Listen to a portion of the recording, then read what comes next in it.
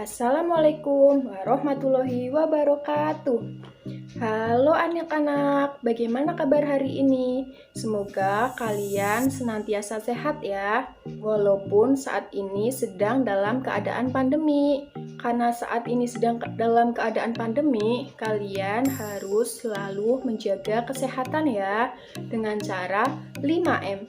Yang pertama yaitu mencuci tangan, yang kedua yaitu memakai masker, yang ketiga yaitu menjaga jarak, yang keempat yaitu menjauhi kerumunan, dan yang kelima yaitu mengurangi mobilitas. Oke, sebelum pembelajaran dimulai, kita berdoa terlebih dahulu ya. Berdoa, mulai. Berdoa selesai. Oke. Hari ini kita akan belajar bersama-sama untuk mata pelajaran tematik tema 1 subtema 4 pembelajaran yang keempat untuk yang duduk di kelas 3 sekolah dasar. Kita langsung saja ya ke materinya. Perkembangbiakan dengan umbi. Perkembangbiakan tumbuhan dengan umbi merupakan perkembangbiakan secara vegetatif alami. Perkembangbiakan tumbuhan dibagi menjadi 3. Yang pertama yaitu umbi akar. Umbi akar adalah bagian dari akar yang membesar sebab mempunyai fungsi sebagai tempat dari cadangan makanan.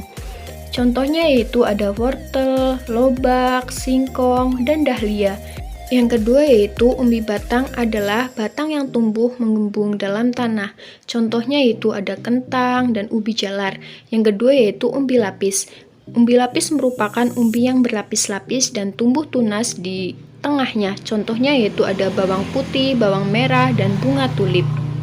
Apa persamaan dan perbedaan yang terlihat dari umbi akar, umbi batang, dan umbi lapis?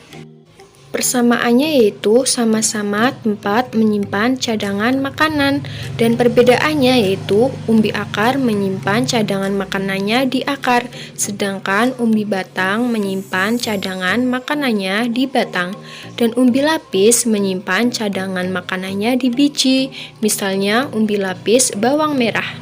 Ada juga persamaan dan perbedaannya seperti ini, Ibu Ulfa buat dalam bentuk tabel.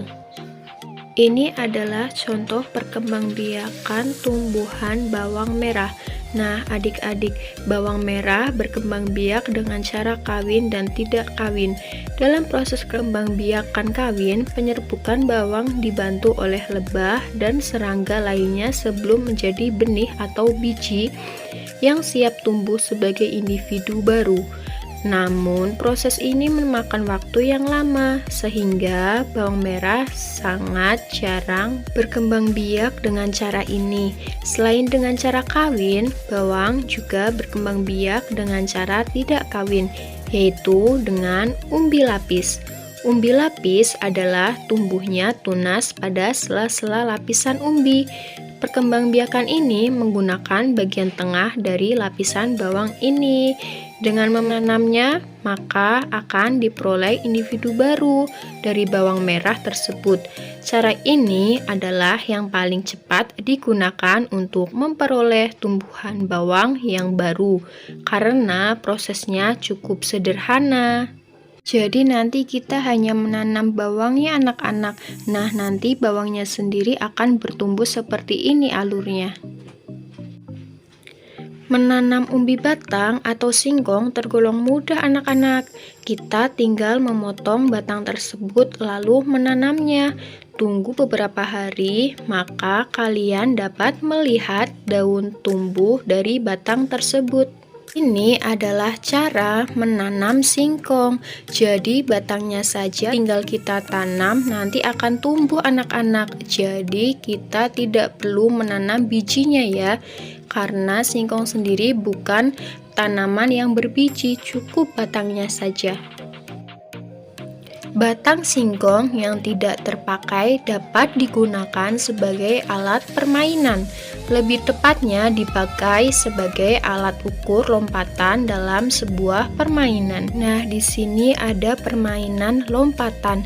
Nah, lompatan ini bisa kalian ukur panjangnya lompatan kita itu menggunakan batang singkong.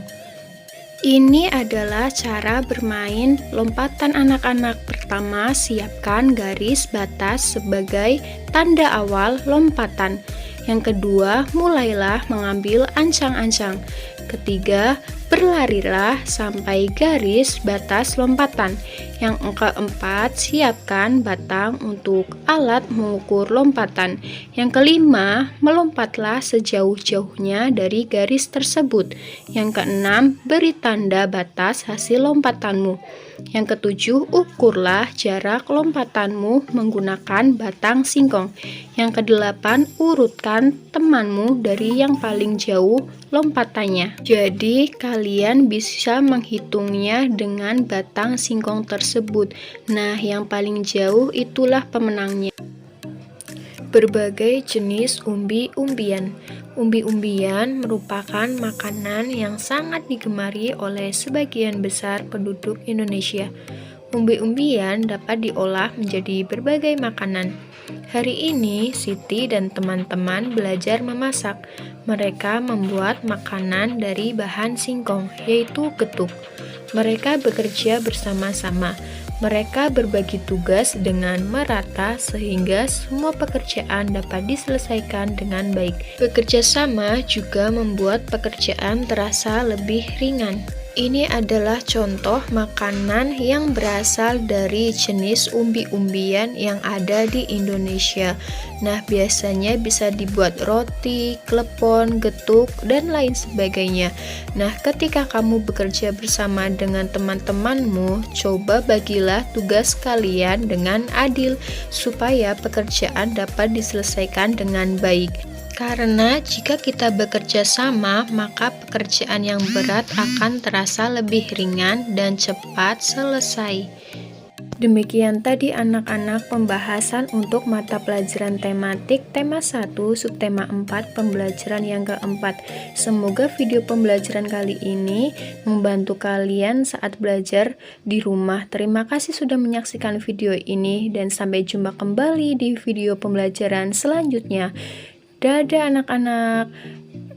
Wassalamualaikum warahmatullahi wabarakatuh.